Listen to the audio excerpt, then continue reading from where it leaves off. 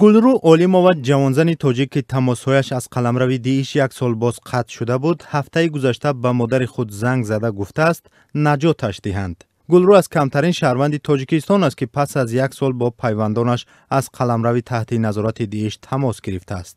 پیوندان اکثری جنگیان این گروه تندرو میگویند هیچ تماسی از نزدیکانشان در سوریه و عراق ندارند. این زن همراه با شوهر و سه طفل خردسالش سال 2014 از طریق روسیه ترکیه به سوریه رفت.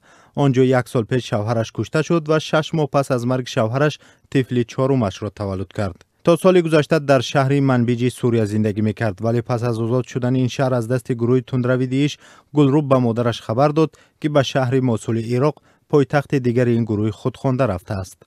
پس از آن تماسهایش قطع شد و تا یک هفته پیش از او خبری نبود.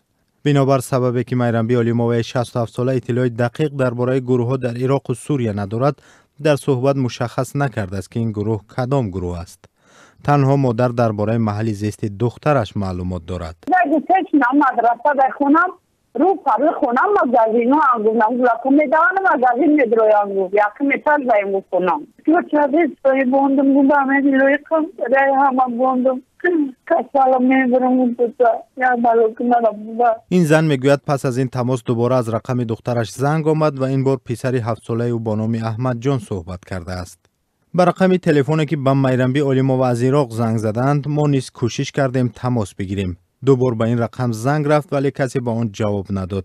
بعداً هنگام تماس تکراری با زبان عربی از گوشی عباره موقتا خاموش بودن سیم کارت صدا داد. گلرو علیموف در حالی از قلمرو عراق به مادرش زنگ زده است که اکثر پیوندان جنگیان دیش میگویند یک سال باز هیچ تماسی با نزدیکانشان ندارند. وزارت کارهای داخلی تاجیکستان میگوید در صورت امکان پذیر به شهروندانی که خواهش بازگشت به وطن از قلمرو سوریه و عراق را دارند کمک میکند.